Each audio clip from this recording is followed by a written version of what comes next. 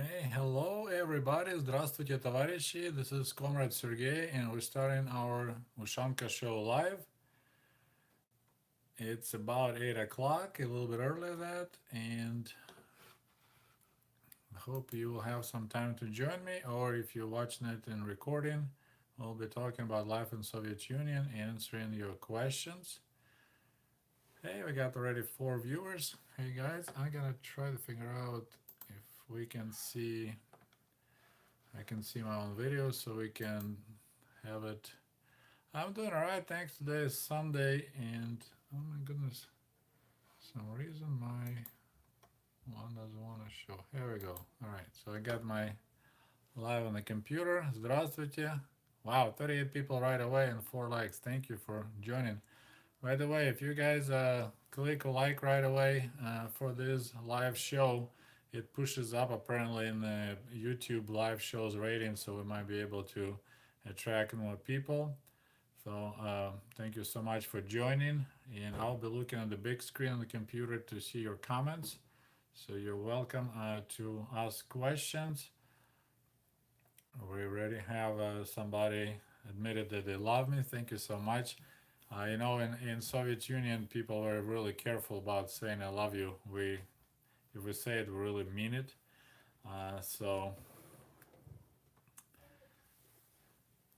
what do you like most, America or Russia? Well, first of all, I never lived in Russia, so I cannot tell you. I lived in Soviet Union. I lived in Soviet Ukraine. Uh, there's the positive things, of course, in every country. My friends, my family is still pretty much in Ukraine. I have my American family here, my kids. So those are quite a challenge to adjust to a lot of things here in America, but I like it here. I like opportunities. I like the fact that if you're willing to work hard, you can make a decent living. So that's I think is pretty cool. So all right, we got already 47 people. Thank you so much. Are you pro communism? No, I'm definitely not. I never tried communism, but socialism was bad enough, so I cannot only imagine what communism will be. Although, if you look at the situation in United States and Europe, a lot of people talking about like this basic income, so you doesn't matter if you work or not, you still can get paid, which is I find really bizarre. But that's kind of I guess the idea of when technology develops so much that we just don't have to work anymore. But that was the concept. Доброго ранку, pan Sergey. We got some people who've been talking in Ukrainian. Привет, Sergey. We actually have quite a few Russians or people who know Russian. That's nice. All right, so we'll start working through your questions. Как дела? How's it going? Doing all right? We're gonna spend about an hour today talking about the life in Soviet Union, answering your questions. Uh, did people have to speak Russian? They could speak their native language. Mostly everyone, I won't say was required, but you had to study Russian language as your second language or first language. In my case, like a lot of schools in Ukraine, they were Russian speaking schools. So I grew up, I'm Ukrainian by nationality, but I grew up like my first language was always Russian. Like right now, I can't really speak Ukrainian fluently. If I try to speak Ukrainian, then I'll be putting kind of sticking in English words that happened before many times. Are you familiar with Muslim Megamayov? That was a famous singer during the Soviet Union. I can say I'm familiar with him, but I remember him. He was being really popular. I wasn't a really big fan of him. It's more for like older people, my parents' generation. He was quite popular. Okay, well, we got people coming up. Thank you for joining.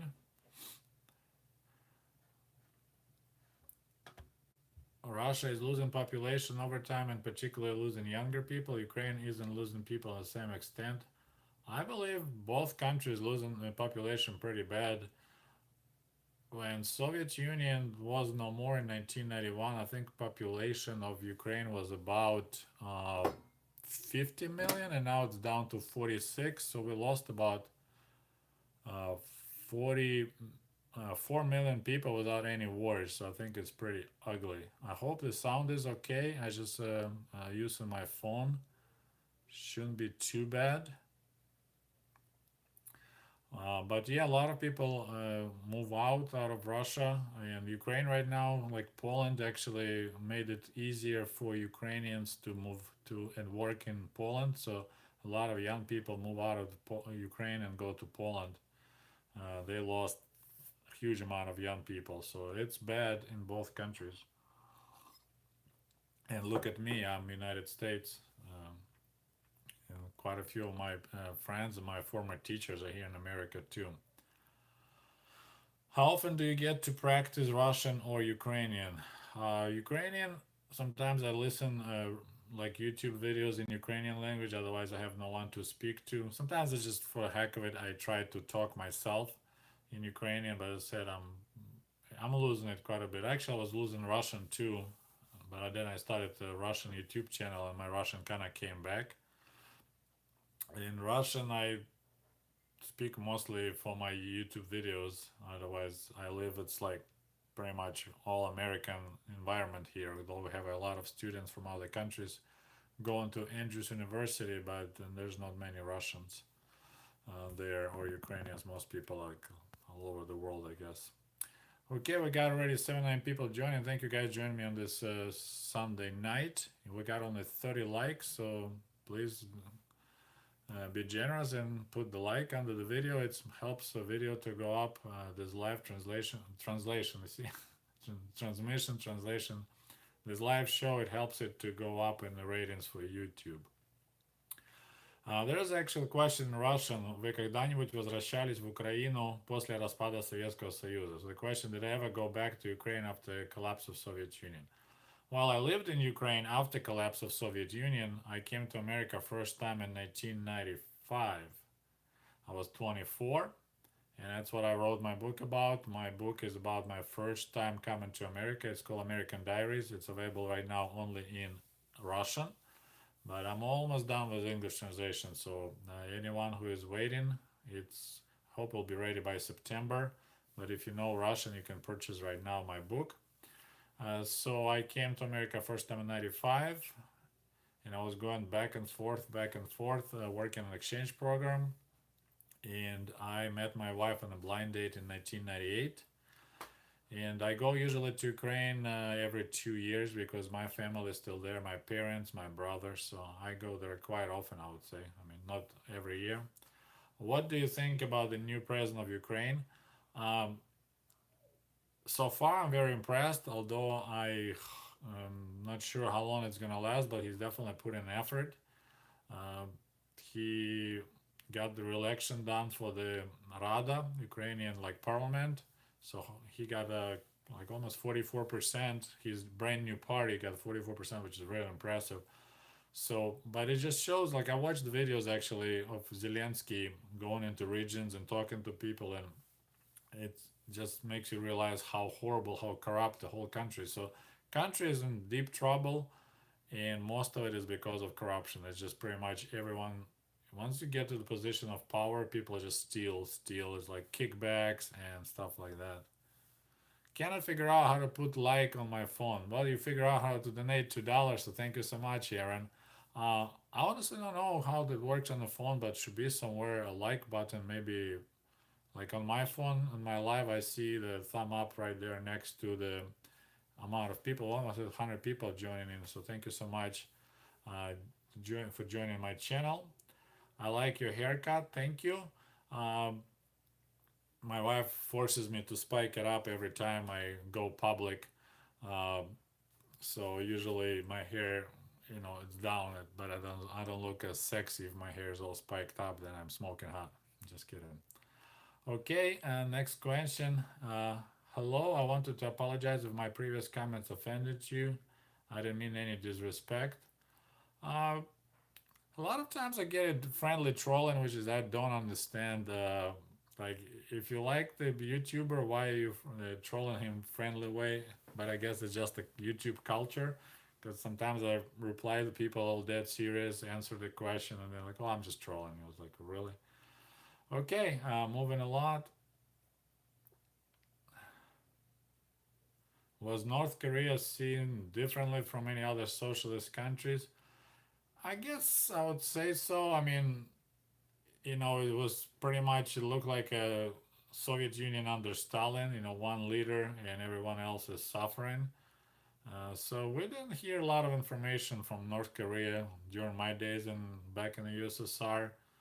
Don't remember much products from there either, but that was kind of considered our friendly country. So yeah, they were definitely better than Yugoslavia because Yugoslavia was a Tito. They were kind of like traitors.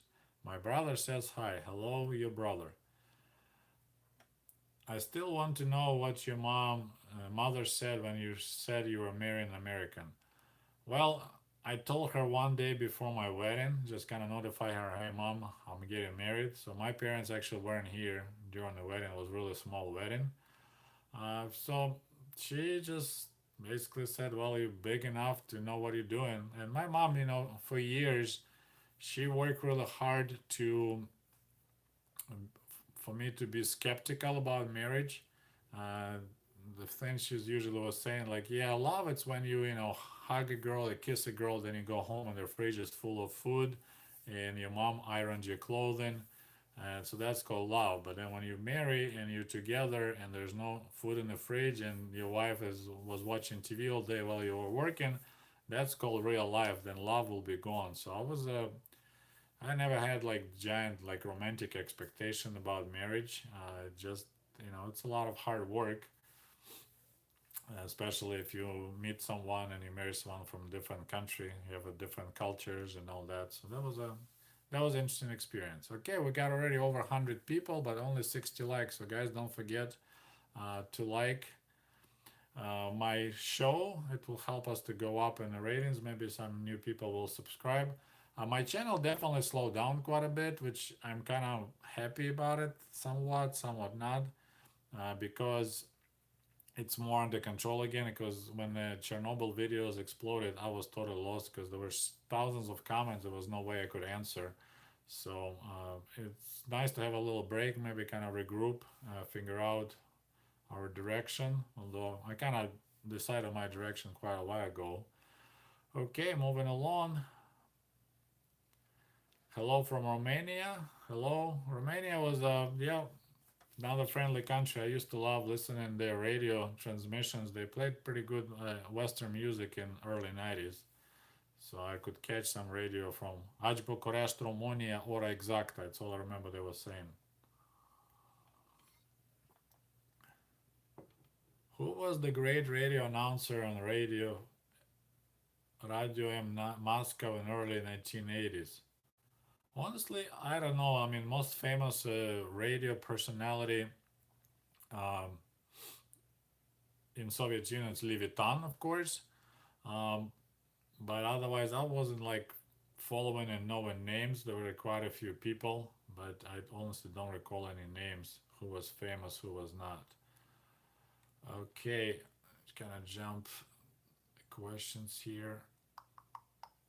And also, you guys can talk between each other in the comments. I totally don't mind. Just if we keep the polite conversation, we can learn. Everyone can learn something new. Okay, see what else. Next question. I understand you're fluent in English. Yes, I am. Well, I'm here in America for 20 years, married to American, working with Americans, so I really didn't have much choice.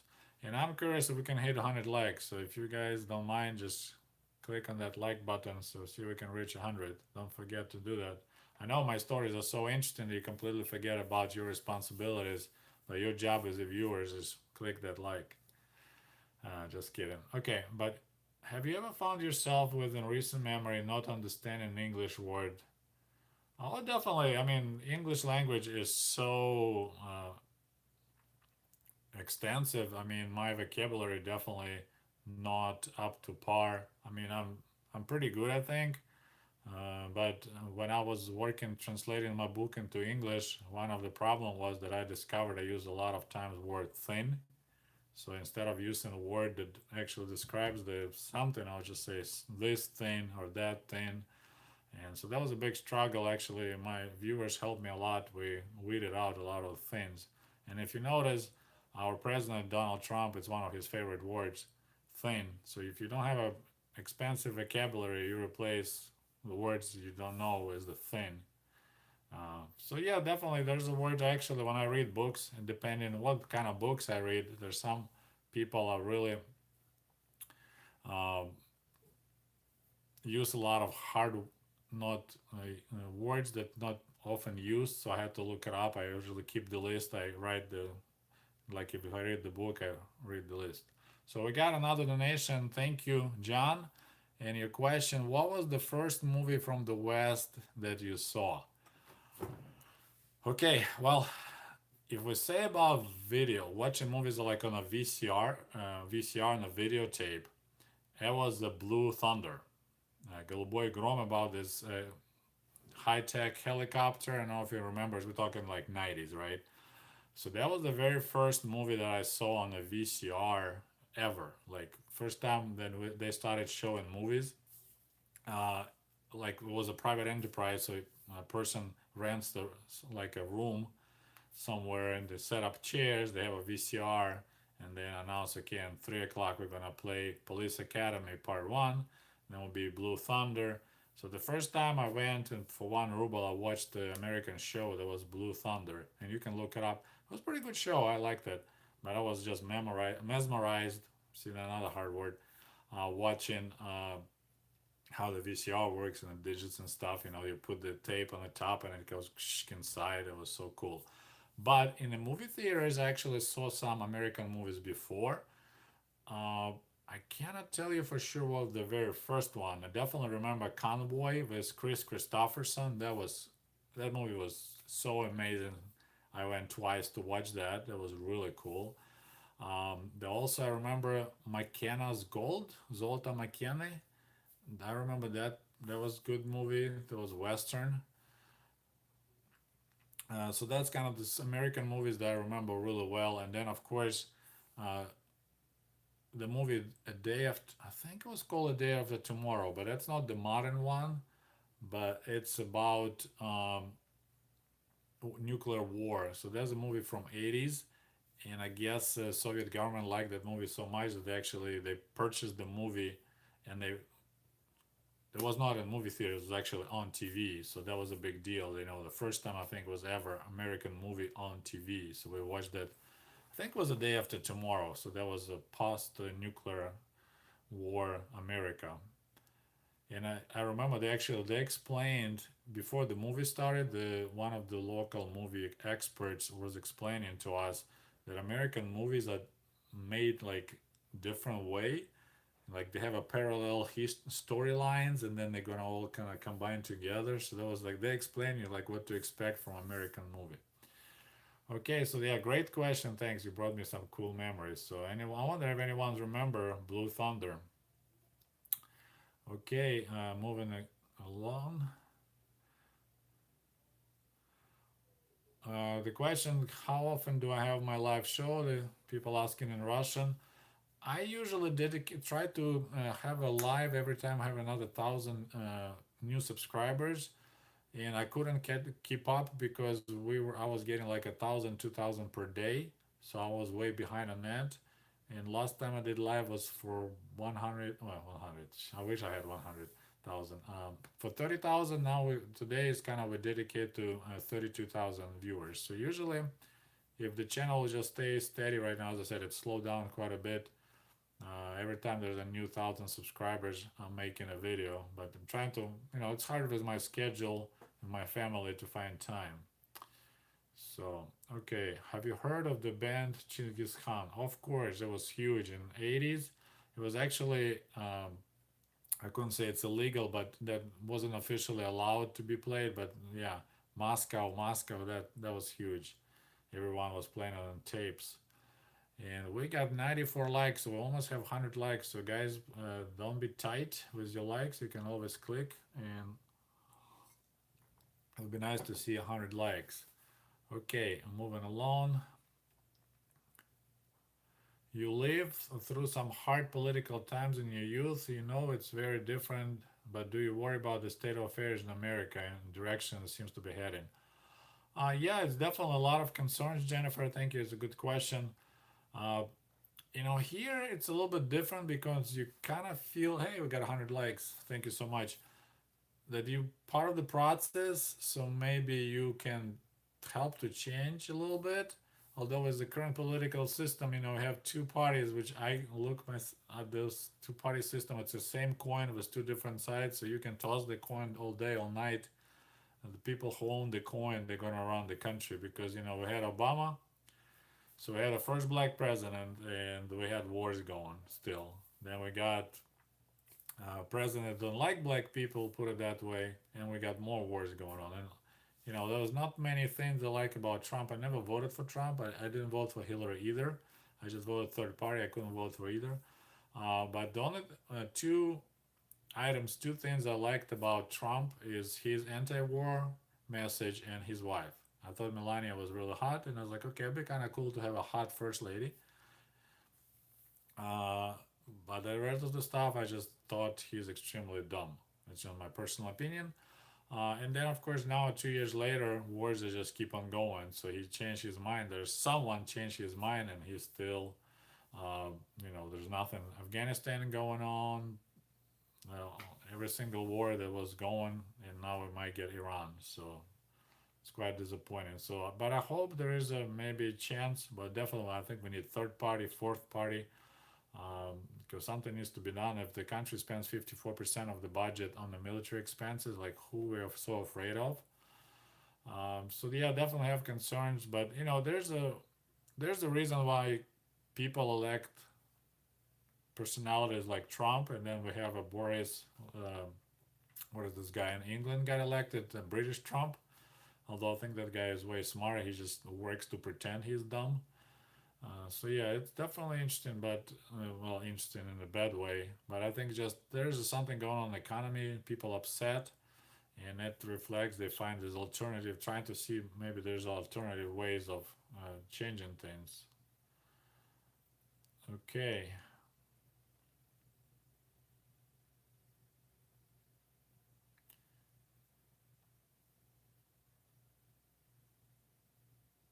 I could tell that anyone that you're not pro-communist. No, I'm not, but when you kind of like saying like it is, people, I present information and I let you guys think and make your own conclusions.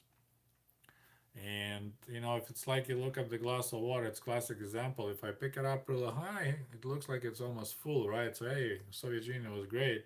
People who want to look differently, they're like, hey, look, it's almost empty.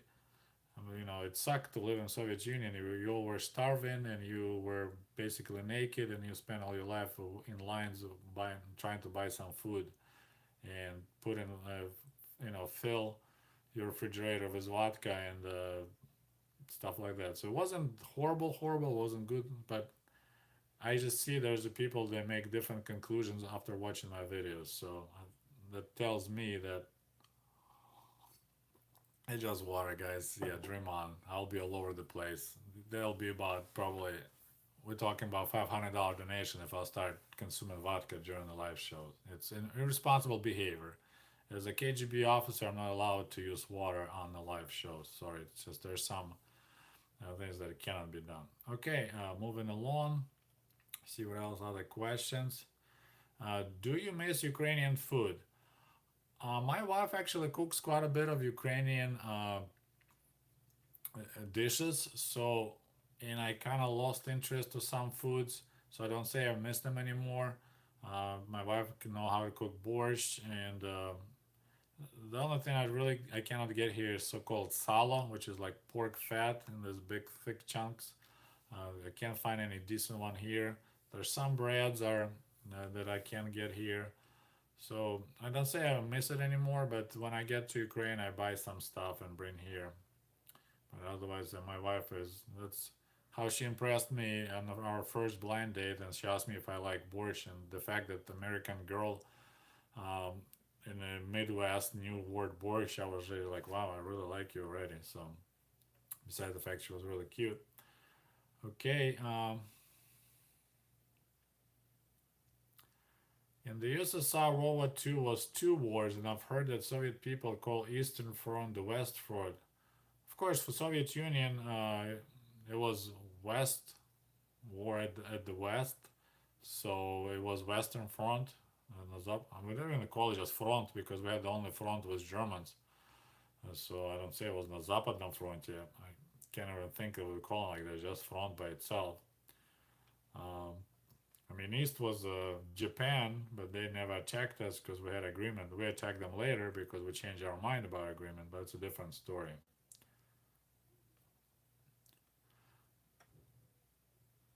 Did people in Soviet Union believe the United States wanted to nuke them? Oh yeah, totally. Absolutely. There was and I made a video about that topic a long time ago. Like we were quite concerned about the Cold War and how it was getting hot and all this buildup of Persian missiles in Western Europe. And I remember there was my thought like if I had a chance to have three wishes granted to me, my first wish was the peace in the world, in the whole world. The first wish was the kid, like 80-year-old kid wishes, first wish he wants to spend on peace in the whole entire world. And then I wanted to live forever, and then I wanted my parents to live forever. So yes, we were pretty concerned about aggressions, American aggressive policies all over the world. Okay, I went to Lviv last year. Beautiful city. Never been in Lviv, but I would like to visit it one day. Especially, Western Ukraine is quite different from Eastern Ukraine, so that'll be interesting to check it out. I've seen pictures of the beautiful city. I never had a chance. Well, I had a chance. I wasn't never interested when I was young, so unfortunately not. What was the people's views of the Uzbeks, Turkmens, or people of brown skin tone? I actually have a big video about it. If you just go through my videos after this live show, I have a video. One is called about racism in Soviet Union, and one about these nationalities from the people from the south. I have like 4 or 5 videos, so I don't want to spend time answering that again. But if you check my videos, I describe that in a big detail. Did your parents vote? One day you're talking about my parents back in Ukraine. I honestly don't know. I didn't ask um, if they vote or not for new Ukrainian president. They might, but I never bothered to ask. I said, like my brother, he's really skeptical because for so many years things just not getting any better. There's like two economies, the huge gray economy, people getting paid cash in envelopes, and yeah, it's bad.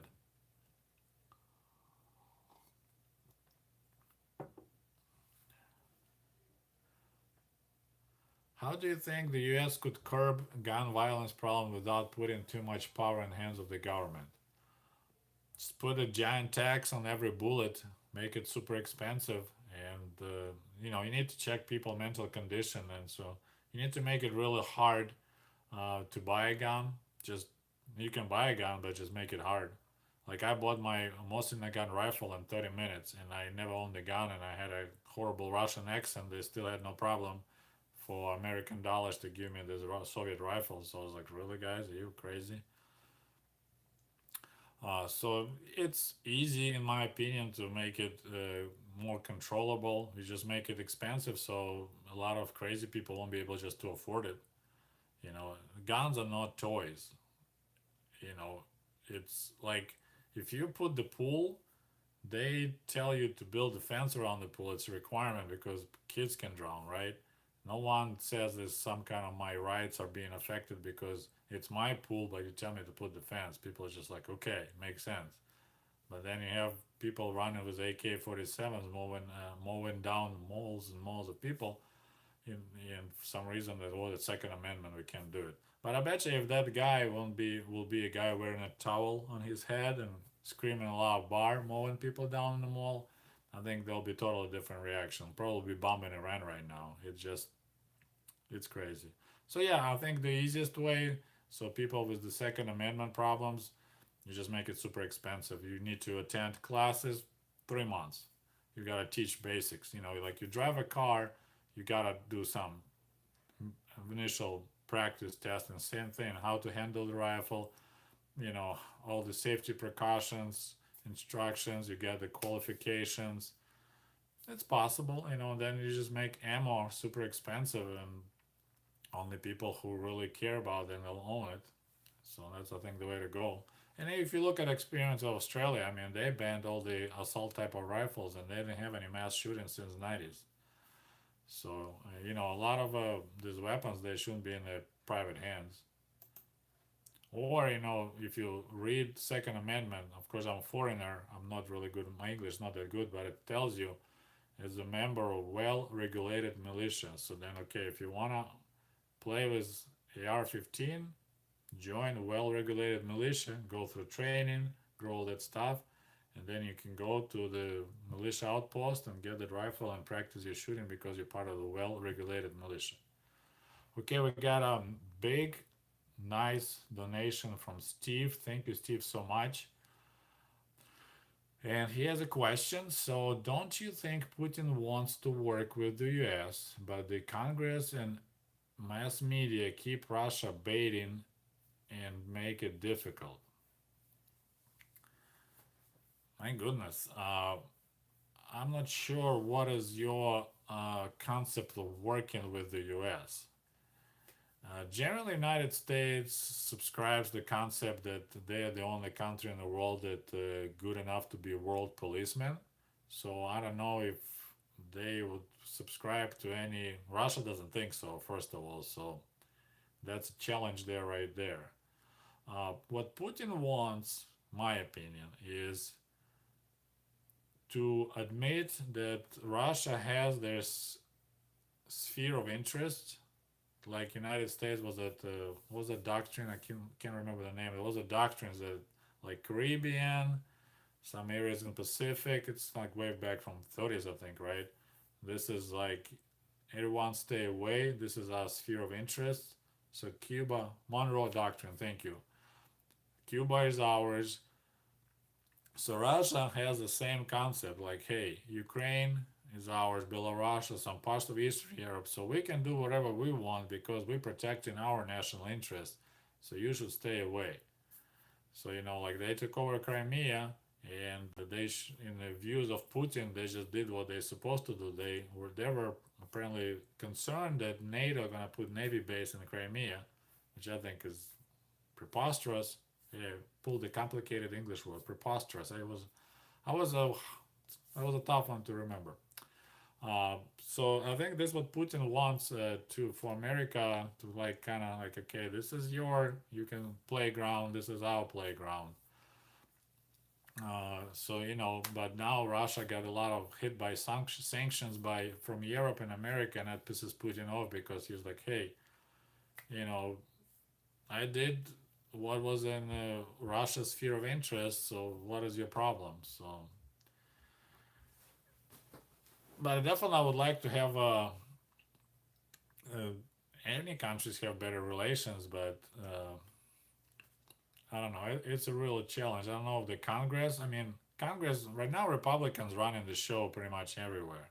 So Trump is definitely in love with Putin. So I don't see, uh, what how the Congress will be on his way. I mean, Mitch now became Moscow Mitch. Um, so I don't know. Like I'm from Ukraine, so I'm not a happy camper about the policies of Putin in Ukraine. But I understand his motives, what he's doing. But it's a hard one. Definitely, there's something going on in mass media because always the Russia is a boogeyman. Um, it's a tough one. So I hope I answered your question, Steve. Send me email. We can talk about it. But yeah, it's a tough question right there. Okay. What we got 140 people watching. Thank you for joining, guys. I'm so happy you found some time this Sunday night to join me. I don't know if you were asked already. Okay, so with answer about gun violence, I hope I answered. But if you on a topic of gun violence, there's a really good YouTube videos by John Oliver. He went to Australia and he talked to people who used to be in the government who made a decision to go hardcore after like assault type rifles. It's really really interesting. Like it's like when we have an argument about healthcare for some reason it's always like, hey, every other country, like developed country, has a government run healthcare, but for some reason it shouldn't can't work in America. Like we someone can probably help me how many billions of dollars we give to Israel every year. And I believe Israel has a free healthcare and free college. So we give money with our budget deficit. We give money to Israel, who have money to provide these people with free healthcare and with free college. But here in America, we don't have money, but we have money for Israel. It doesn't make any sense. Did your parent vote in Soviet elections? Oh yeah, um, it was a good way to buy some deficit. They always like at the area when you go to vote, they always will set up booths to sell some goods that usually you can't buy in a regular grocery store, like Sprouts, maybe some buckwheat. So that was kind of enticement, like, hey, go vote yes because you have one candidate. So you vote. You have a one checkbox says yes. You have one candidate, one checkbox, and then you can buy right there some buckwheat and some Sprouts and maybe something else. So yes, we always voted. Um, yeah, good old times. Good old times. Tank Maker is asking socialism or capitalism. This question, I definitely like it here, but every system has that problem. If we can find nice combination of both, because we live in a society, and America already got a bunch of social security and other things. So like I have a Toyota Prius hybrid car. So if we can create some hybrid society that helps the ones that struggle and at the same time encourage the ones who are being an entrepreneur.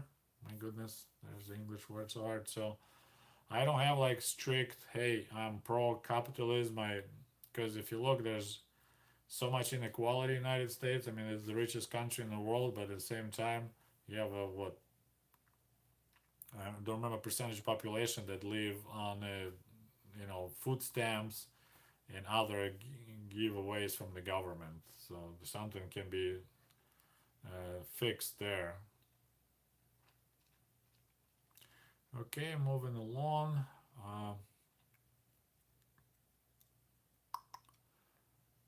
Hey, we got Brian Casey give us donation. Did you get my email this morning? Yes, Brian, I did. I was coming from night shift, so I slept this morning. So sorry I didn't have a chance to answer. But yes, I got your email. We're all good, and thank you for your donation. I will answer it as quick as I can.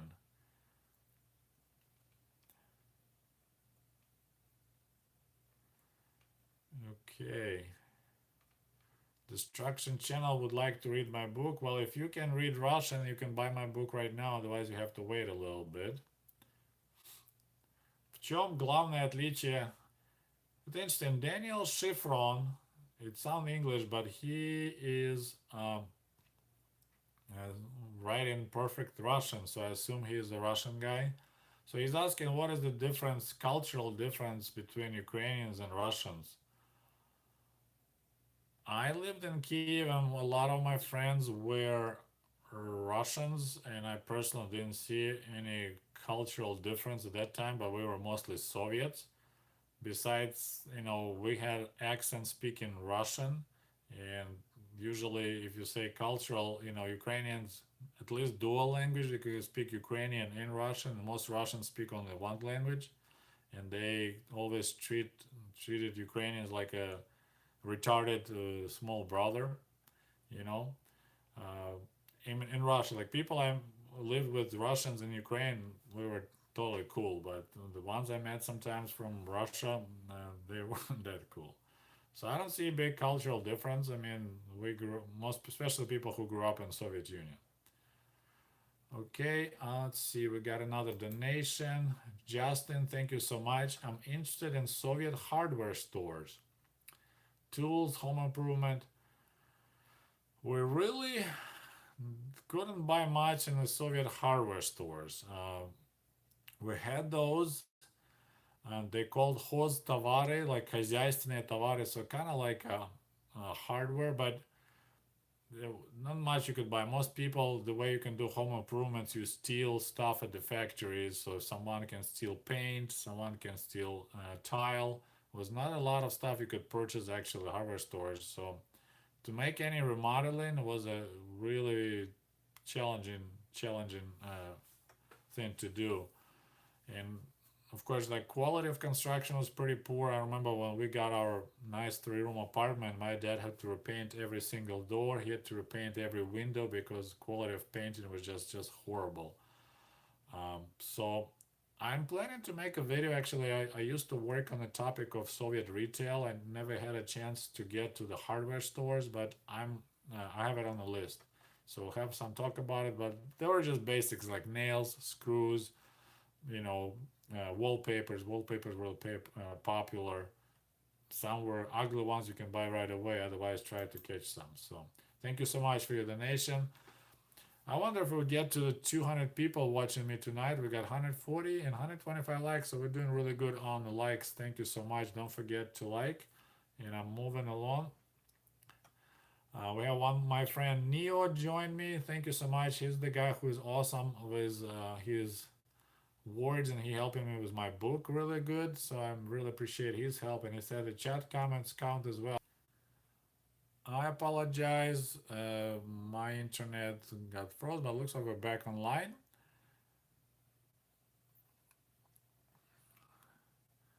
So,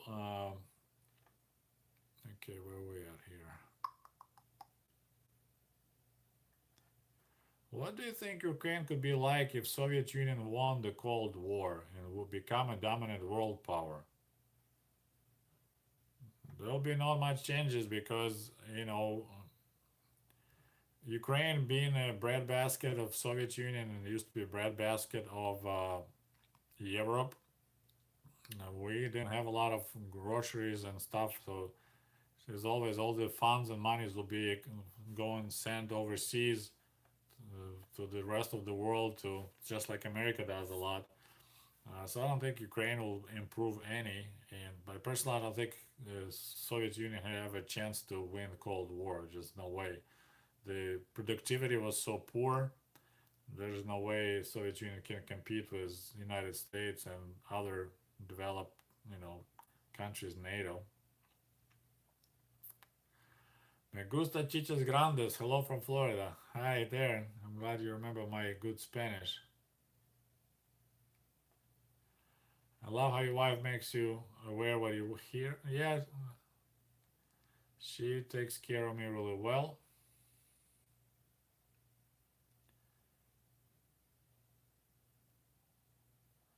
Okay, let's see what else we got questions.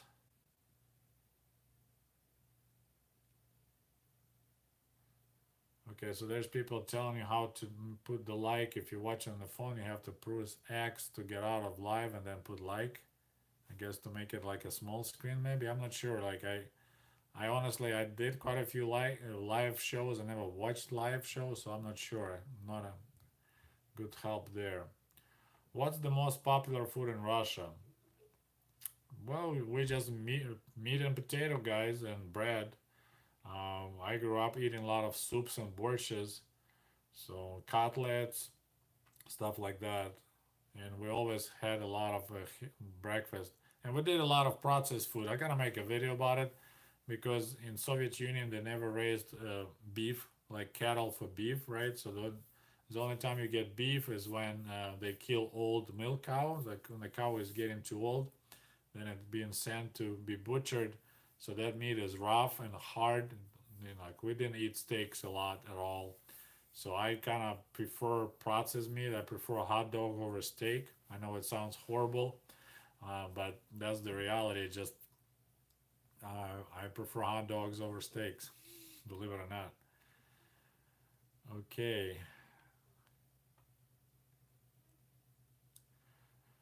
Do you have favorite Soviet candies? If you're curious about Soviet candies, actually I have a link under every of my videos. There's a store in the United States, and it's called RussianTable.com, and they sell a lot of this type of candy.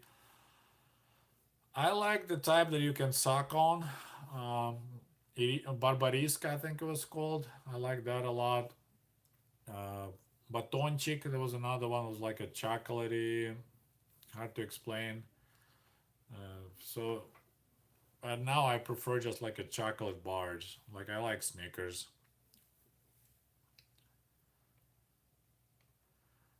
Okay, who did USSR consider its greatest ally? Well, for a while it was China because that was kind of you can compare. I mean, ally usually is kind of country it has the same level of power, right? So China during Stalin was their biggest friends, but then of course when they fell apart, we really didn't have any allies. I would say for USSR, we just had the satellite countries that Soviet Union dominated. I would never say Poland was like great ally. They were just like had no choice. They were part of the system. Same with other Eastern countries. So I mean Vietnam at some point when we were helping them in the war, but as I said, I don't really Soviet Union didn't have allies. Allies. Okay, we got one of my Daniel just came back from 2 weeks in Ukraine. Nice. It looks like you visited a lot of Western Ukraine. I'm going to Ukraine in the middle of August for 2 weeks with my son. So it'll be fun visiting my parents, going to the village and hanging out and chilling. Here in New York, we have an entire section of Brooklyn where Russian is the primary language. Do you have any relatives there? Have you visited? Yeah, you're talking about Brighton Beach. I was there a couple of times. I visited Brighton Beach in '95 on the way back from Michigan. It's in my book. I don't have any relatives there. Most people who live there, they're Jewish, Soviet Jewish people that immigrated during Soviet Union. So yeah, that's pretty interesting section. It's cool to visit. There's a lot of stores. You can buy Russian groceries, but I don't have any relatives there. And then I was there one more time, sometime in 2000, early 2000s. I was visiting my friend in New York, and I took a train, subway to see it. Does your son speak Russian and Ukrainian? No, my kids speak only English. It didn't work for me to teach them how to speak Russian. Why you have not looked for iframes that don't look Soviet? I don't think these ones look Soviet, do they? It's my wife picked those. That's kind of a cool thing now to wear this type of glasses, but with my poor vision, my laser lenses are pretty thick, so I don't think those don't look Soviet, but I'll take it as a compliment. Thank you, they look Soviet. Okay, we'll move on again along.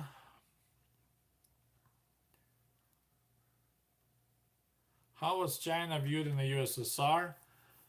Quite skeptically because they kind of split apart and then we had military conflicts on the border. So we had a lot of jokes about this Chinese border, about how the Soviet combines turned to be tanks, and that how our news presented that uh, suddenly a Soviet border patrol was attacked by Chinese, and as a result of that attack, we are holding the line by the Beijing. So it's kind of like, haha, Chinese attacked us, and now we're holding lies by Beijing, by the capital of China. So we had a lot of Chinese jokes.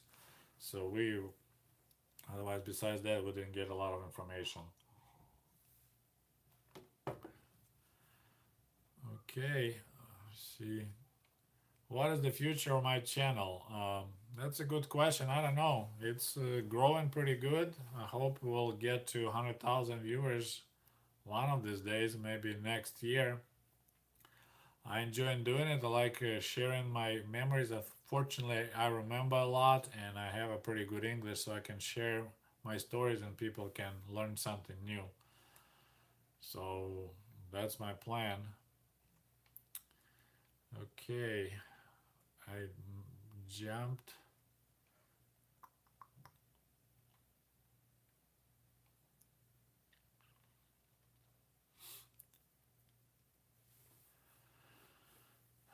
You mentioned in your videos that some party Soviet people spent summer vacation in Bulgaria and Black Sea. Do you know if they were also spending summer holidays in Romania? No, I don't think so. I heard about Bulgaria. I don't know if Romania had nice vacation spots, but I know only Bulgaria, no one about Romania. Did they ever taught you about Black Army? I think you're talking about Anarchist Army, Mahno. Didn't really teach us, but we knew about it. There were some movies, like comedies about it. Uh,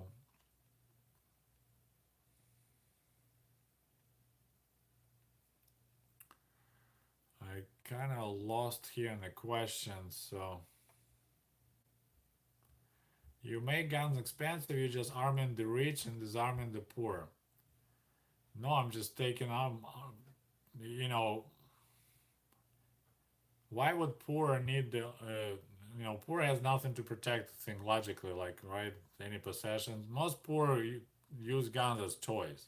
I mean, you can have your hunting rifle, not the rifle, hunting shotgun, sure, if you need a shotgun to hunt deer, but you don't need AR-15 to hunt deer because you're going to turn it into disaster. So, you know, poor people still have to get driver's license to drive a car. So if they want to own the gun, they can own the gun.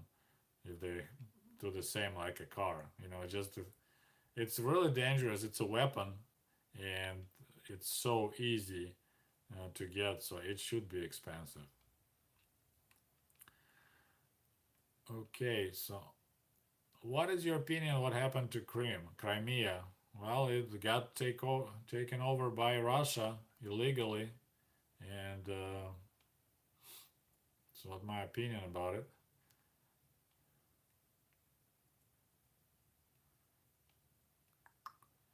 There's so many questions. I'm having a hard time, guys, to catch up. Sorry about that. My book will be translated probably sometimes in September. I'm actually discovered right now I knew about it before. I use whatever the program that when you type email that tells you, hey, you misspelled the word, you need a comma. So I for the heck of it, I did like a writing email, but I copy paste part of my book, and I found a bunch of uh, things, items that need to be fixed. So I'm gonna run my book through the whatever the program is. I don't remember, and see if it will approve, because I use a lot of, there's a word for it, like you say it's twice same meaning, and they say, hey, you need to remove this word, you don't need it, like you're almost like saying bad or something like that, double something. So I hope I'll have it ready in September. Hello from UK. Hey, how's it going, mate? First time catching one of the streams. Thanks. It's like early morning there, so double negative. Yeah, thank you. It's, we use quite a bit that in Russian language, and it's normal. It's not against the rules, so I guess it kind of screw you up when you try to translate. Although I had quite a few people helping me with translation. What Soviet films would you recommend? I actually have quite a few videos on this topic about Soviet movies, so if you go through my videos, you can see I have quite a list there that I recommend. It depends, of course, what you like.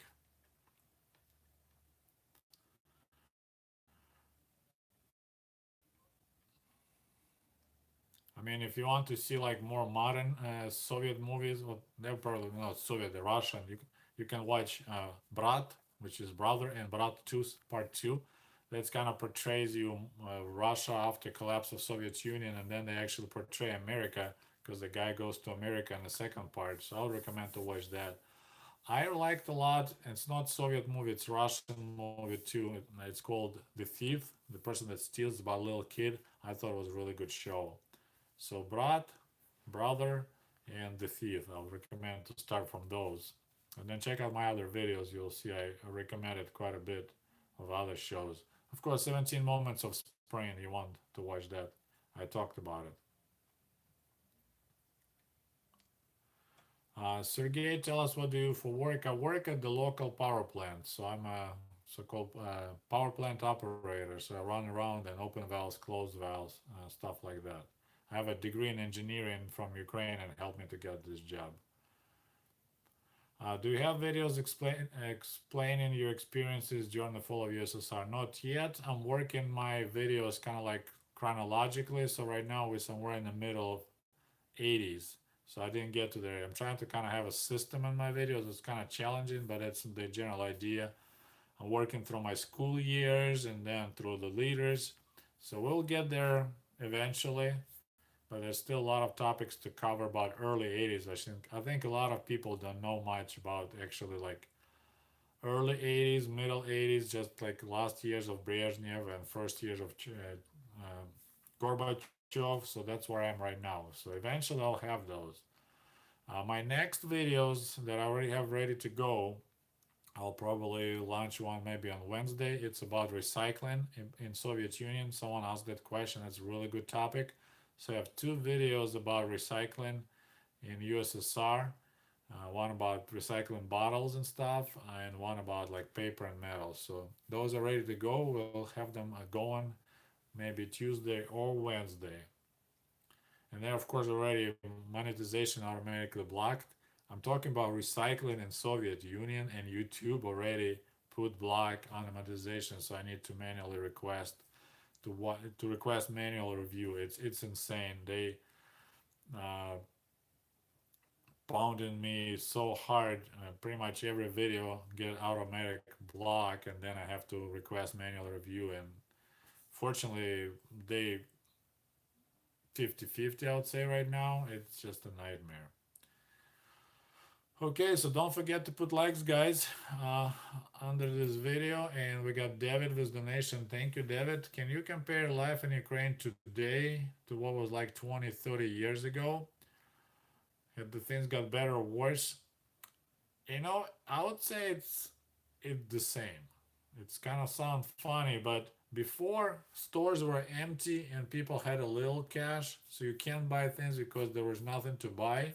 Right now, you go to the supermarkets and you can't buy much again because you don't have enough money. So like, but you have a choice now. Like I still, when I go to Ukraine and I go to the local stores, I get angry. I see, and I was like, where have you been hiding all this? Like back in the 80s, every collective farm was like working like crazy. Everyone was working. We were, according to our mass media and TV, were doing it fantastic, and stores were empty. And now I go out in the country, and the collective farms all in disarray. It's all destroyed. A lot of fields were like overgrown with woods, and every store is packed full of food. I was like, what happened? Like, where were you hiding all this stuff? Um, so in that respect, you can buy. I mean, selection is insane. It's just I said I'm having a hard time still to adjust, and I mean, I like for America, it's a normal thing to have a supermarket with huge selection. Mentally, when I go to Ukraine, I just having a hard time just believing my eyes because I remember being in that store, staying outside in the line. Store still closed at 6 a.m. Store open at 7 a.m. So I come at 6 a.m. to get in line, so I have milk. So I'll buy milk till they have milk. And now I go to the store. It's open 24/7, and they have milk. They got 10 types of milk, and I was like, oh my goodness. So it's insane. So I would say generally, if you look at the streets of Kiev, they're all packed with cars. They have traffic jams, so more people have cars, but everyone is complaining. So generally, I would say it's the same somewhat, but in different perspective. Before you couldn't buy anything because there was nothing to buy. Now you can buy anything because you don't have money.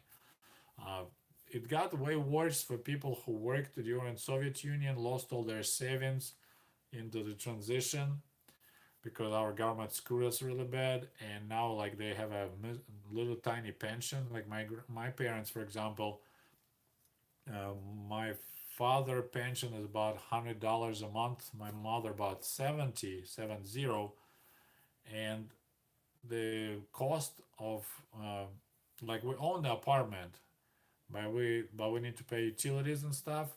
So it's pretty much like 80% of my dad's pension, 80% goes to cover expenses to have that apartment.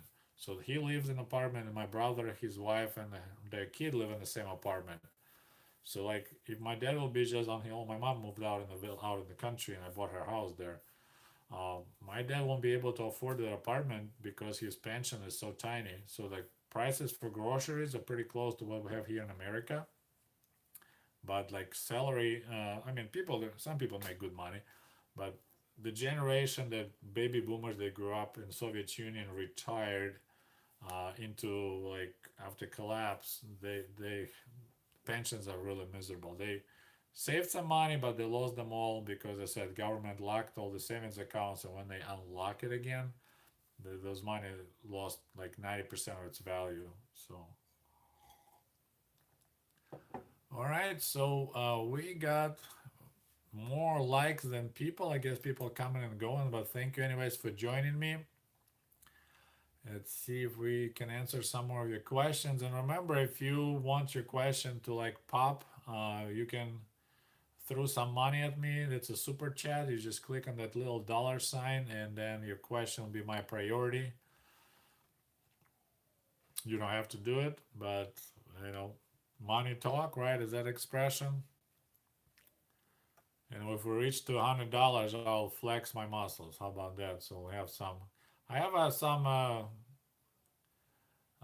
my female viewers commenting that I'm a smoking hot guy and my voice is so sexy that she plays my videos before going to bed, which is kind of made my heart skip a bit a couple of times. It was kind of cool. But my channel is not about promoting my sexuality, so I apologize if I sexually dominate your partner. So don't watch my videos because of that reason. It's just for sharing information. Okay, what if you made a video comparing each of the Soviet republics to the states in the US? It's probably next to impossible because, like, we didn't travel much. I didn't see life in other republics, and like eastern part, like Ukraine, uh, Belarus, and Russia. European part was a really similar, I would say, level of life. You would say, I guess maybe.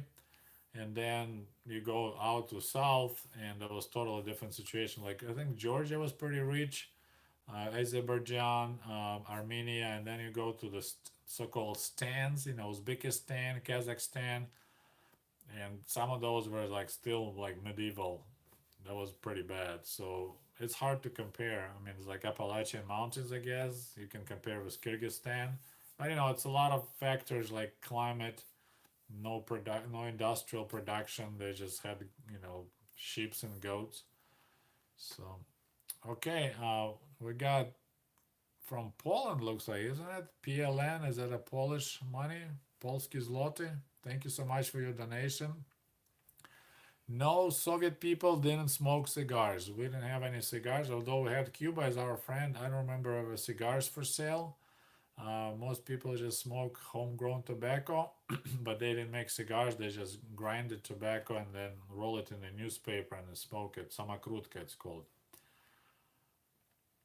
What is your opinion about Romania? Honestly, we didn't have a lot of opinion about Romania. I remember Romanian shoes, I think, were considered as high quality, but otherwise, I'm not sure if our leaders weren't happy with Ceausescu, but we kind of just like didn't hear about much about Romanians. I don't remember any Romanian goods besides. Um,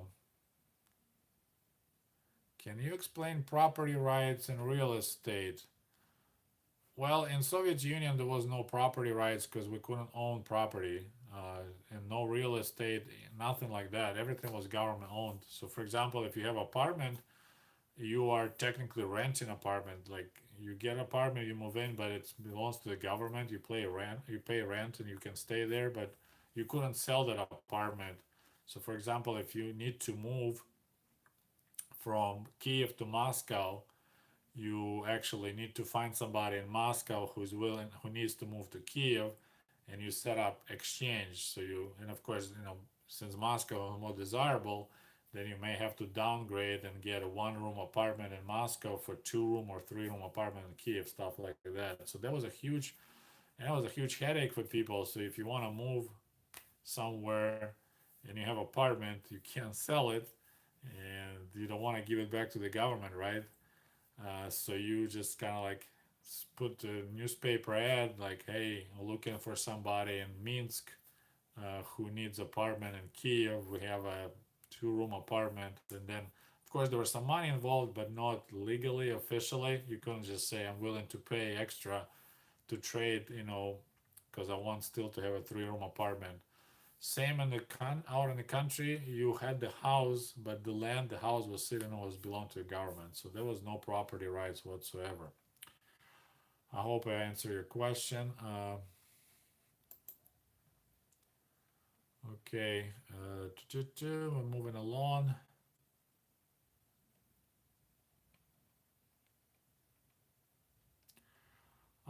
Vladimir Posner, people ask me a question about Radio Moscow. I said, remember him on TV, but I don't remember him on the radio. I didn't listen to Radio Moscow because it was radio for the other countries.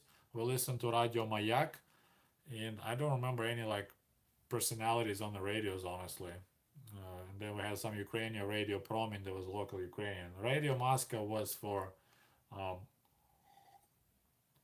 other countries. When did you hear Back in the USSR by Beatles? I don't remember. I'm honestly not a big fan of Beatles, never liked them much.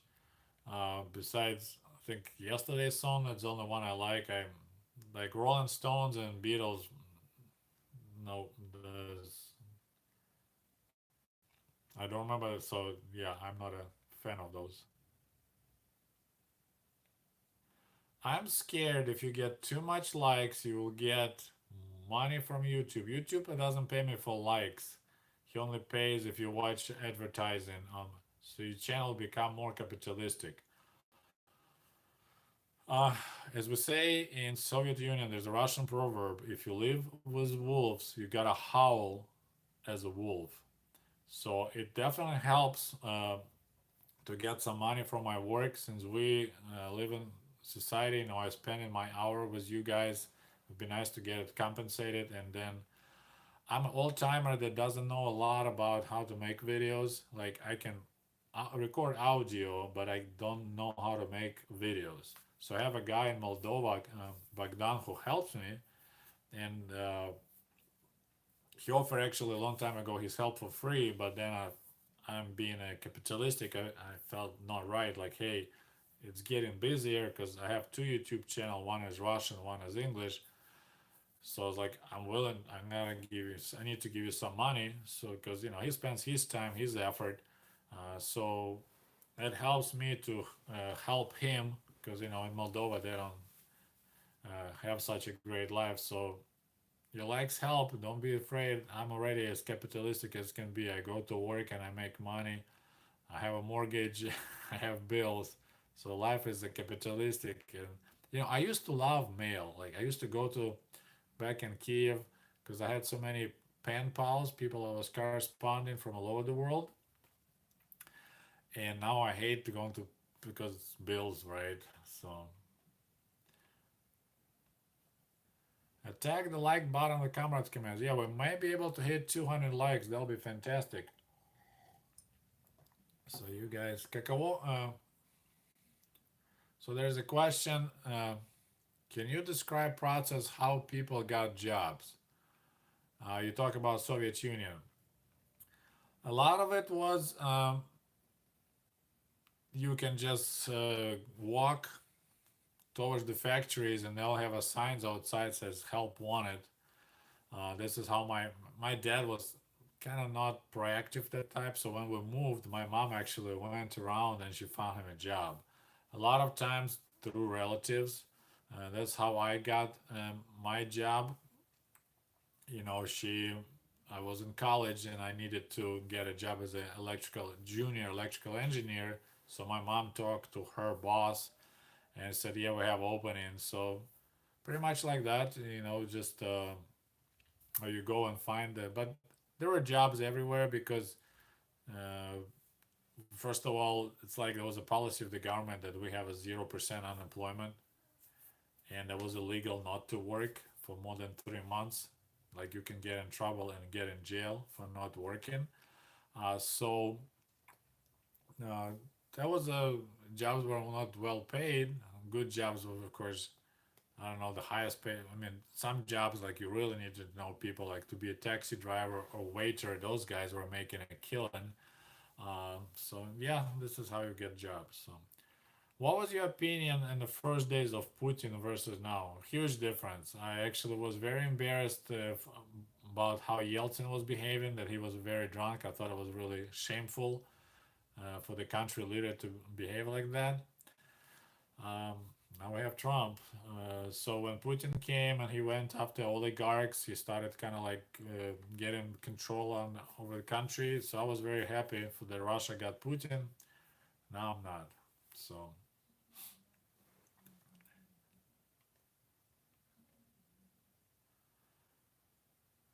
oh, we got Comrade Felix Dzerzhinsky.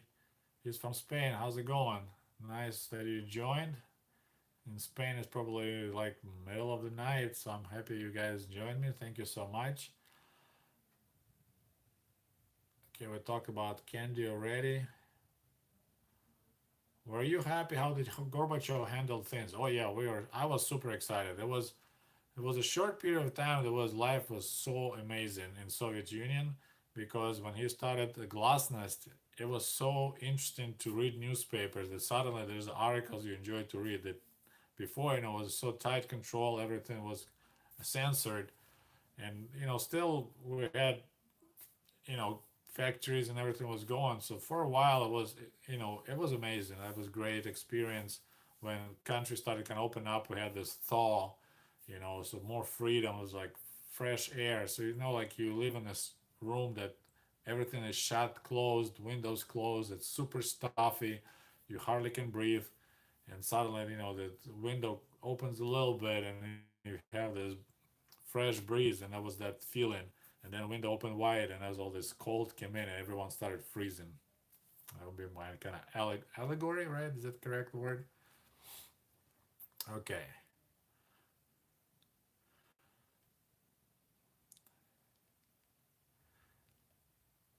Yeah, well, as I said, the book is almost ready. Is actually um, there's a couple of moments in my book that I'm afraid I didn't express powerful enough because of my English not that rich.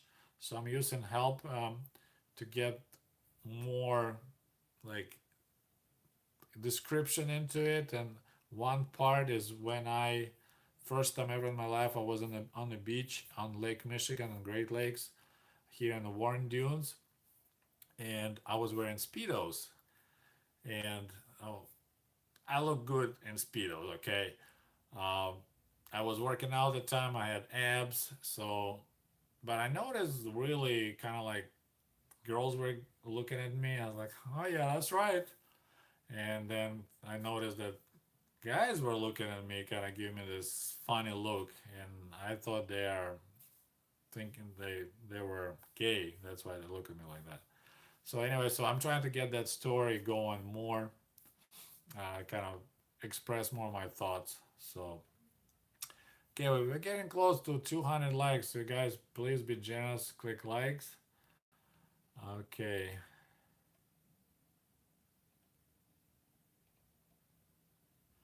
What were the Soviet people views of Turkmens and Uzbeks? I have a video about it. Just go to my videos and you'll find it. Okay, we got the nation and a question. Are you shocked when you hear Americans wanting communism? Not really. I It's a lot of attraction to idea that everything is free. Money for nothing and chicks for free. Uh, that's it's a really powerful message. It's hard to resist. You mean like I can go to the store and just pick brand new iPhone and I have to pay for it? That sounds really great. So yeah, I'm not surprised. It's just the thing is just you go to the store and there's no iPhones. It's like we have this joke that you go to the meat store and they say, asking, hey, do you have any fish? And the lady tells you, well, across the street, they don't have any fish. Here at the meat store, we don't have any meat. So I'm not surprised.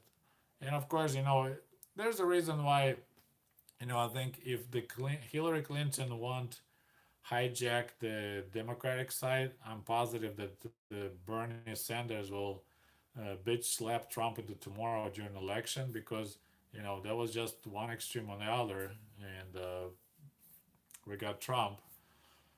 So there's a reason. There's something going on right now in economies around the world. That's why people vote.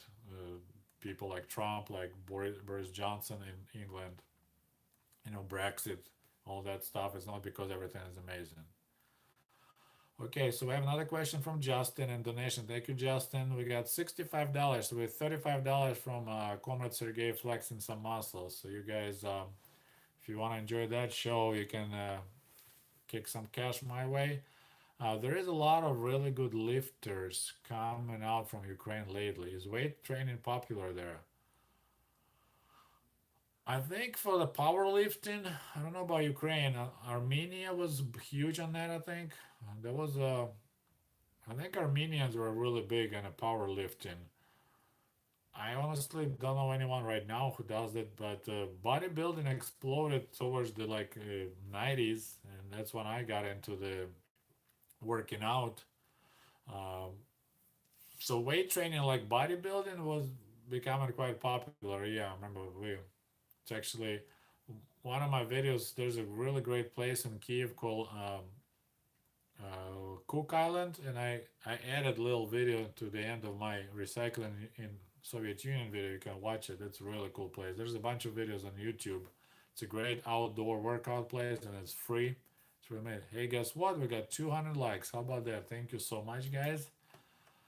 Okay, I'm trying to catch up with videos.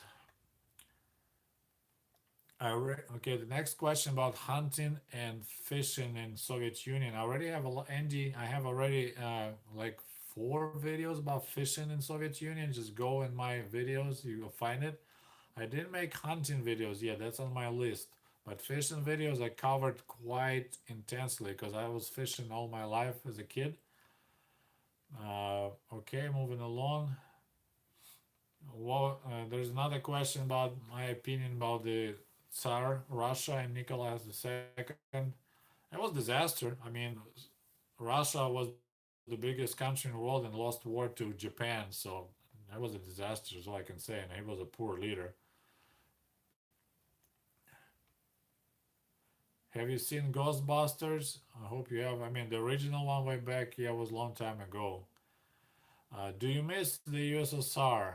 I miss my Soviet childhood, but I don't miss USSR. The question and donation, do you know anyone who went to Gulag? I don't. Well, USSR Army, all my friends, yeah, thank you, Barry, for your donation. All my schoolmates who didn't go to college, because we finished high school, Soviet high school in 1988. So they all went to army service. They got drafted. So I had one guy serving in Poland, one guy ended up going to Navy. You don't have a choice. Uh, you didn't have a choice. So he was on the Pacific coast in Vladivostok. One guy was in the paratroopers. So I had quite a few of my friends that served in the military in the Soviet Union. I went to college, so I didn't. Then my eyesight was not good enough for military service. But I don't know anyone personally who went to Gulag. Usually, if people go to Gulag, they don't come back. So and that was mostly happening during Stalin regime, so in 30s, 40s and 50s. A lot of questions about Yugoslavia, and as I said, they didn't teach us anything about it. Some Yugoslavian goods were popular, like we didn't have Yugo cars, but like I think leather jackets from Yugoslavia. Can't think what else. But usually I was saying, I mean, it's a little bit kind of rude thing to say, but we look at Yugoslavia, it's like the gay cousin. Like if traditional family has a cousin who is gay, so it's like, yeah, he's still our relative, but you never talk about him. So like Yugoslavia was kind of that way, like a gay cousin, still a cousin, but not because Tito and Stalin kind of split, and then Yugoslavia was not really pure socialist country. So yeah, Soviet leaders weren't happy about Yugoslavia. Do you have a favorite Soviet movie? I really don't have like a really one movie that I say it's my favorite. There's quite a few. I mean, there's a good comedies. Uh, so there's a good shows. There's a lot I need to watch all over again because I don't forget. I keep on forgetting. If you like horror movies, scary movies, the really good Soviet movie, it's called Zloy Duch Yambuya, The Evil Spirit of Yambuy Mountain. I strongly recommend it. Should be on YouTube. It's about Siberia, about bears. I thought that show is really good. I would strongly recommend The Evil Spirit of Yambuy Mountain or Zloy Duch Yambuya. Man, that was scary. Oh my god. I actually was trying to get in touch with someone in Hollywood and talk about it to make the movie in Russian language. I mean Russian. Make it English version of that movie because I think it will be really good. That was good show. Sorry about that. When will you make a video about military service? As I said, I didn't serve in army. The topic of military service is on my list, and it's a huge topic. So I'm kind of afraid to start because it's a lot to talk about. I have it on my list. I have my papers that I'm filling up. I'm adding information about it. I'm talking to my friends who served to get more information. But it's big topic and I would like to cover it in extensively. But because it's so big, I'm kind of afraid to start because there's so many other topics to cover. But yeah, it's a good topic. 2 years in army, 3 years in navy.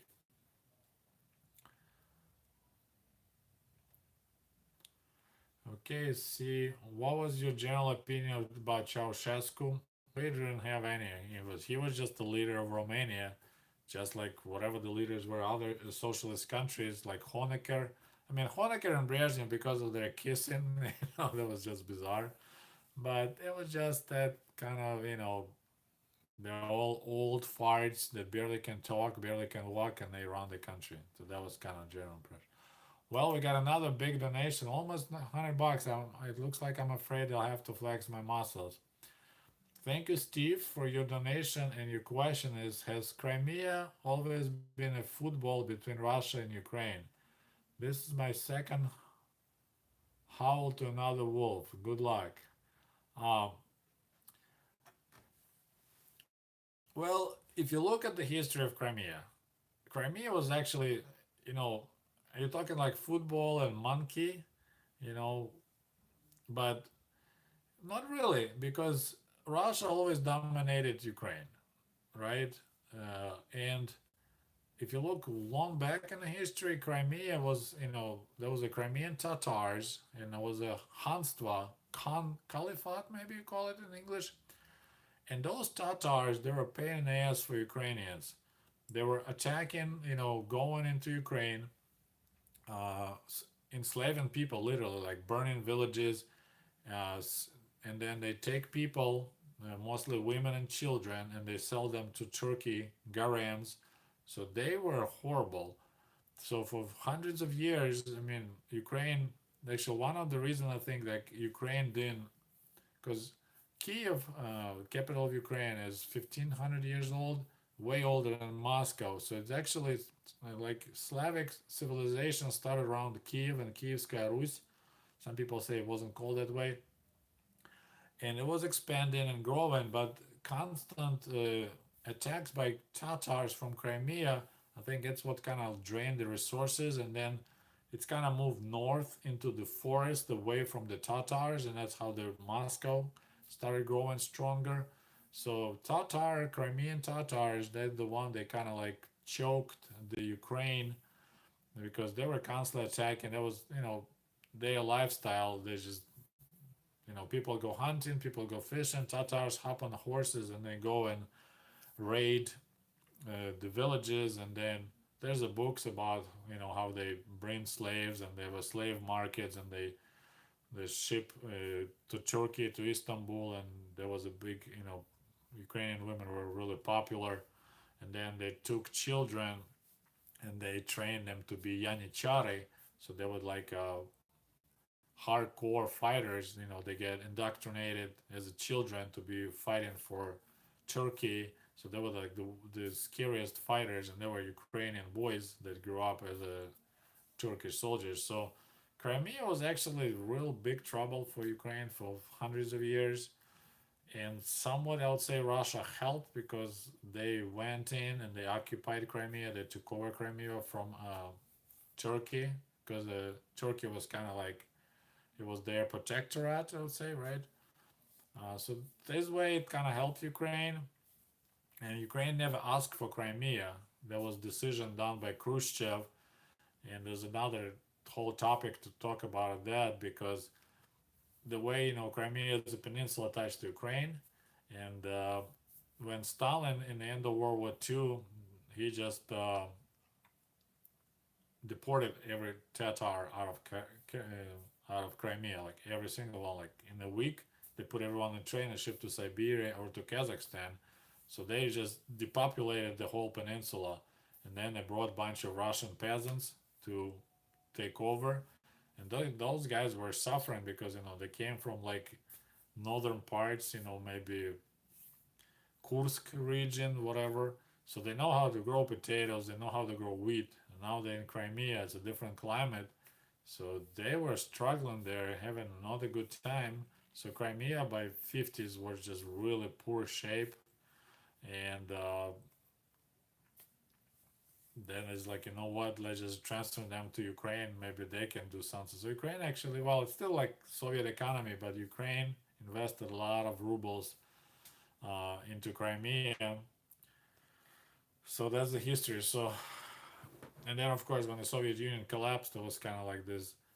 They talking that our leader Kravchuk, he was ready to give it back to Yeltsin if Yeltsin would really demand hard. But there was like, okay, what about if we give you all the nuclear weapons and we keep Crimea? And Yeltsin like, yeah, okay, whatever. So I hope I answer your question. Okay, all right, it's 9:30. I was planning to do it for an hour, but we got $8 left and we can reach to $100.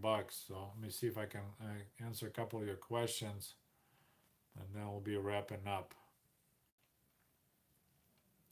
Yeah, there's a comment from Shadow President that using thin and this thin is very common thin for people who learn in English. Yeah, it's a very convenient word. And I said when I started going through my book and analyzing it, I was like, oh my goodness, you put search for word thin, it's popped like 300 of those. So I realized that my book needed a lot of work. Then I found out I used 130 times the word started. I started thinking, I started doing this, so that was another. I had to chop down quite a bit to get rid of that. Okay. Does the Ukraine had a separate leader back in USSR? Yes, I mean that every Soviet republic was run by communist leader of the like we had a Communist Party of Ukraine, which was part of the Communist Party of Soviet Union. So we had Sherbitsky, that was during my days, and he was actually a hardcore, like a national leader. Like he was quite resistant Moscow efforts to totally like switch Ukraine to Russian language. And he did a lot of good things for Ukraine. I need to make a video about him. I think he was really underappreciated, but still, he was under total control of Moscow. Like he tried to not to have a parade on the May 1st in 1986 when Chernobyl exploded a couple of days prior, but Brezhnev forced him, said, I will demote you and take away your communist ticket if you won't do the parade. So still Moscow was running Kiev those days.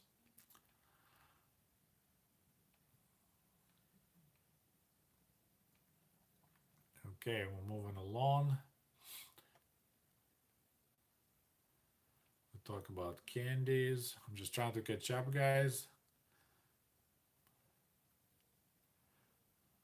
Do you enjoy the vision of your life if you would stay in Ukraine?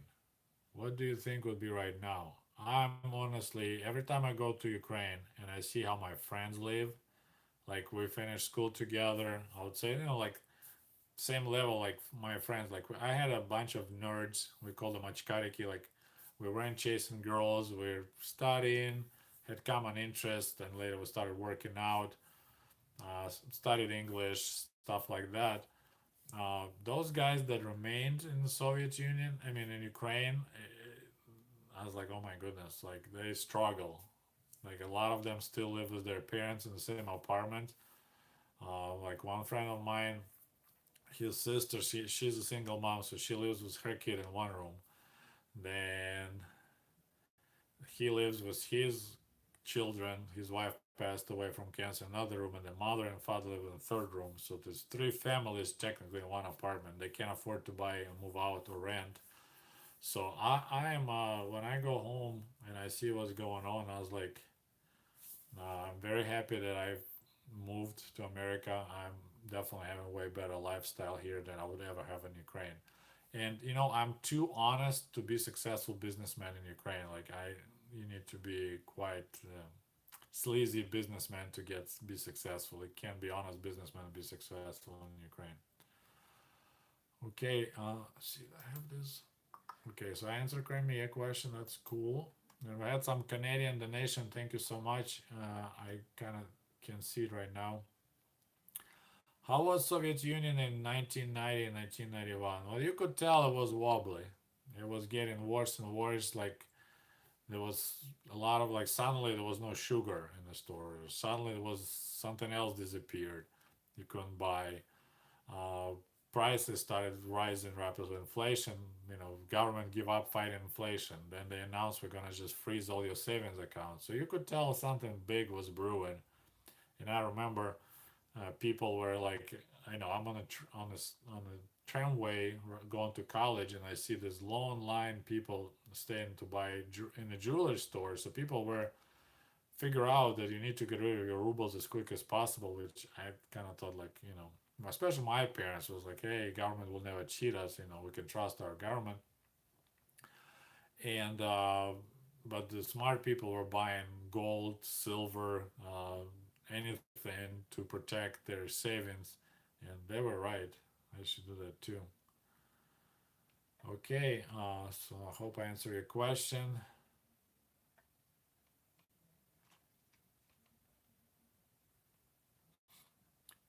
Did you ever visit Kharkiv? No, I never went to Kharkiv. Like to visit it, it's just another big industrial city. There was really nothing interesting about it. All my vacation I spent up north out in the country in the village. Out of big Soviet cities, I visited Moscow. Somebody had a question. And I visited because that's how I went to America. I traveled to Moscow, and then from Moscow we flew to New York. So that's how I saw Moscow. And I went to Leningrad a couple of times. First time because I had to hide from Chernobyl in 1996. I had a video about it. So that's, and then I went to Baku, Azerbaijan. That was a trip. So it's only like trip to visit something was going to Baku, Azerbaijan is like 1987, I think. So yeah.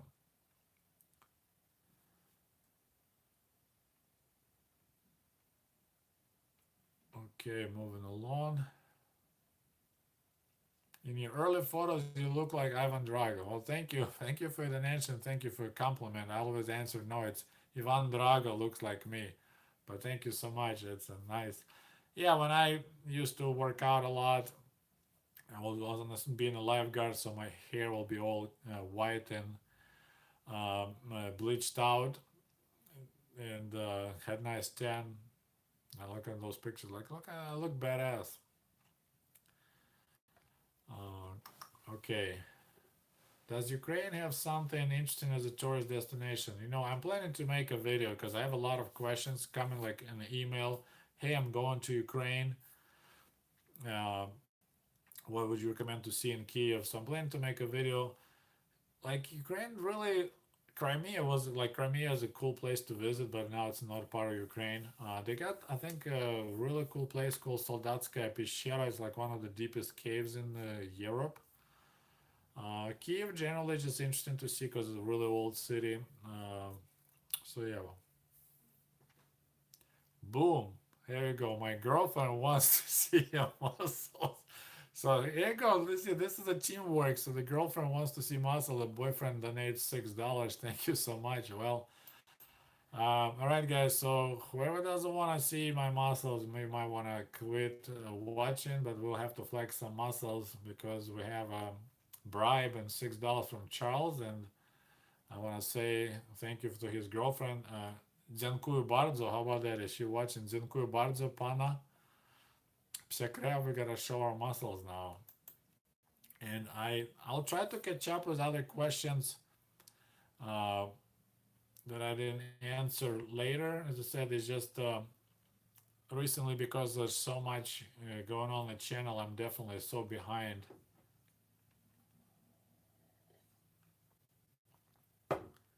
Okay, so all right, so we'll do a little bit. I won't be stripping it because then my wife will get all jealous. But I'm lefty, so my left arm.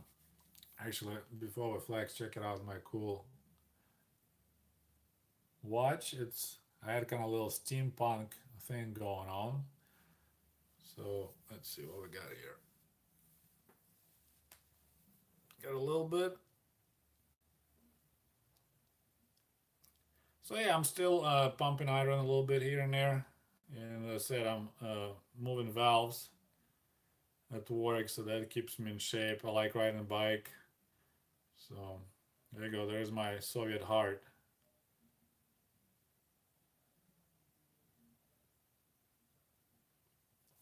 All right. Okay. I also have a little six pack, but I need to run some more. Okay, so we will be wrapping up. Thank you so much for joining. Now my biceps hurt. You're really a nerd. You have a watch to prove it. Yeah, it's actually it's Chinese. So I just kind of had this thinking about buying this little cool glasses too to have on top of my forehead. So well, thank you so much for joining me tonight. It was a lot of fun. I will try to catch up with some of your questions. Just make a quick video, just reading the question, answering the question. Uh, Michigan roads, yeah, not the best quality. Although right now I see a lot of work going on. So yeah, so everyone, you guys have a good night. Thank you so much for joining. If I didn't answer your questions, you can post after this video will come out. As I said, I'm very sorry, but I'm trying to catch up. But when one guy has a channel with 32,000 subscribers, it's really hard to answer. But generally, it's only about 10% watching channel because the way I see it, my average video gets about 2-3,000 views. So not everyone who subscribed, which is kind of mystery to me. And I personally would like just quick comment about YouTube. I wish they had a system option to show you like your subscribers. And for example, if I see a subscriber that put dislike on every single video, I would like to send him to Gulag and block him from the channel because I understand, okay, I make a video about what was gay people in Soviet Union, and maybe you are was offended because you're gay. I understand dislike, but if you put in dislike under every single video, you just hate me, you hate my channel, that you shouldn't be subscribed, you shouldn't be on a channel. Or if you 2 years ago you subscribed and you didn't watch a single video, then it's like just why are you subscribed? So I would like to have more control over that, to send haters to Gulag. And like I understand constructive criticism. I No one is perfect, and you know the Soviet Union is such a mystery for a lot of people. So when I say something like, "Hey, it wasn't that bad," people get upset. Then if I say it wasn't that bad, people get upset from the left and the right. So anyway, well, thank you so much again. Большое спасибо for joining me tonight, and we'll talk to you soon. What was your favorite childhood pastime? Reading books. There was not much to do besides playing outside or read books. I read a lot of books. So, anyways, thank you so much. Thank you for your support. We got $103 donation. I greatly appreciate it. If you like to support my channel, there is a link. You can buy some merch from a company that works with YouTube. We're trying to put some stuff there, kind of fun, some t-shirts, some mugs. Patreon.com, you can support my channel there. So thank you so much, everyone. I hope I didn't disappoint you with my biceps.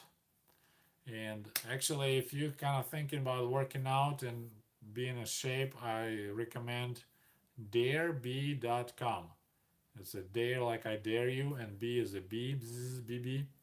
Uh, it's mostly workouts without any weights, push-ups, abs, and this and that. I do a lot of it with my coworkers. I do it at home. It's just, like 6, 10 exercises. So um, it helps, if you're in a good shape, it's generally just good for you and good for you.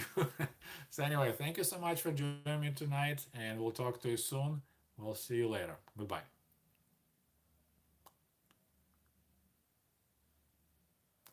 Yeah, I didn't push that button good.